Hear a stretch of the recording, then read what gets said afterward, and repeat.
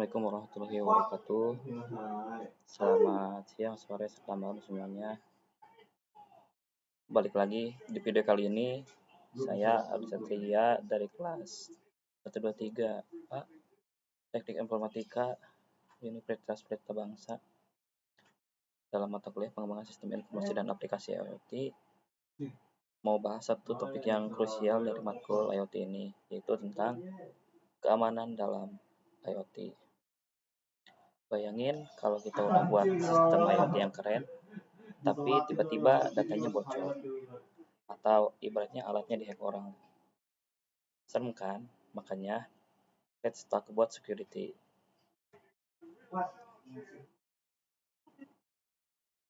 Jadi secara pendahuluan, risiko keamanan dalam IoT.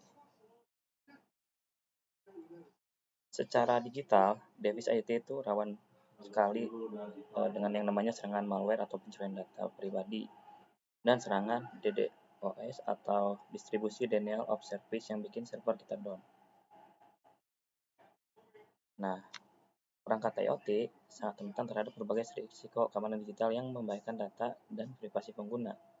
Adapun ancaman umumnya itu peretasan hacking yang dapat mengambil alih kendali perangkat, kebocoran data, data breaches yang mengungkap informasi sensitif, pelanggaran privasi pengguna yang melanggar hak cipta keamanan pribadi. Nah, buat ngatasin itu kita wajib pakai metode keamanan software yang contohnya itu enkripsi end-to-end, biar si datanya itu nggak bisa dibaca oleh hacker. Terus pakai sistem autentikasi ganda atau autentikasi yang kuat dan rutin dilakukan update. Jadi untuk menghindari itu pakai kata sandi kuat, menggunakan kombinasi kata sandi yang kompleks dan unik setiap pada perangkat IoT.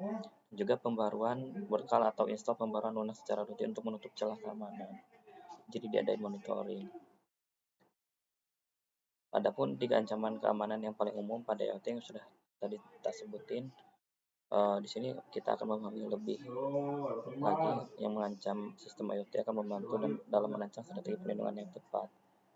Yang pertama itu serangan malware, penyusupan malware jahat yang dapat merusak sistem atau mengambil alih kendali perangkat IoT secara ilegal.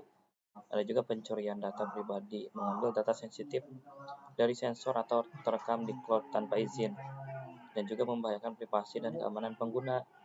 Adapun serangan DDoS yaitu distribusi denial of service yang membanjiri server jaringan dengan lalu lintas data palsu sehingga sistem IoT menjadi down atau lumpuh. Adapun metode keamanannya itu yang tadi udah kita sebutin secara simpelnya. Adapun untuk saat ini dan masa depan keamanan data itu perlu difokusin untuk menanggulangi risiko di atas. Metode pengamanan yang berfokus pada perlindungan menyeluruh dari berbagai tingkat ancaman dengan cara encrypsi data end-to-end untuk mengacak data yang dikirim dari sensor ke server agar tidak dibaca oleh hacker di tengah jalan. Sistem autentikasi ganda memastikan bahwa hanya user atau perangkat yang memiliki izin sah atau token atau kredensial ganda yang mengisi akses sistem. Pemantauan jaringan teratur, melakukan monitoring traffic jaringan secara real time untuk mendeteksi aktivitas atau koneksi yang mencurigakan kayak sesuatu anomali atau abnormal itu bisa di trace. Adapun keamanan fisik atau hardware security. Keamanan IoT bukan hanya tentang software, namun melainkan juga tentang perangkat keras atau hardware itu sendiri. Pelindung fisik sangat penting untuk mencegah kerusakan yang berdampak langsung pada keselamatan finansial. Tapi guys ya, ibaratnya tuh betul sih, IoT itu lebih ke kecerdasan yang software, tapi nggak selamanya itu software. Adapun keamanan fisik itu sama pentingnya. Kerusakan fisik pada sensor atau aktuator bisa mengancam keselamatan yang bikin rugi secara finansial. Jadi gimana sih? Apa aja sih bahayanya? Bahaya kerusakan fisik tuh misalkan terjadi pada sensor aktuator ya, itu cuaca ekstrim, hujan deras, panas, berlebih petir, kadang sabotase atau intervensi manusia yang tidak sah, kerusakan mekanis akibat benturan atau getaran. Kerusakan fisik bisa mengancam keselamatan pengguna secara finansial dan menyebabkan kerugian yang besar. Jadi gimana sih cara mastiin aman? Yang pertama mungkin gambaran besarnya secara standar keselamatan alat, seluruh peralatan harus dipastikan terpasang dengan sesuai dan benar sesuai SOP, terlindungi dari benturan fisik, tahan terhadap kebocoran air atau kelembapan, dilindungi dari akses yang tidak sah. Intinya perawatan dan pengecekan sih yang diintinya banget. Langkah preventif cara memastikan keamanan IoT. 3 langkah yang menjadi wajib untuk menjaga keawetan dan keamanan perangkat IoT dalam jangka panjang.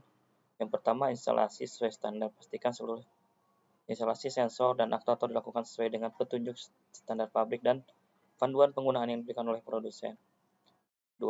Melindungi dari lingkungan ekstrim. Lindungi sensor dari paparan lingkungan dan ekstrim atau tidak sesuai dengan spesifikasi alat seperti suhu tinggi, kelembapan berlebih, atau bahan kimia. Perawatan rutin. Lakukan perawatan rutin dan pemeriksaan fisik secara berkala untuk mendeteksi adanya kabel yang aus atau komponen yang rusak sebelum menyebabkan masalah serius atau konsleting dan sebagainya. Intinya keamanan IoT itu harus di cover dari dua sisi, jangan hanya dari sisi software yang tahan hacker, tapi dari segi hardware juga yang tahan banting. Sekian ringkasan dari saya, Ali Satria. Jangan lupa like, comment, and share. Kalau kalian ngerasa ini bermanfaat, see you ya. Assalamualaikum warahmatullahi wabarakatuh.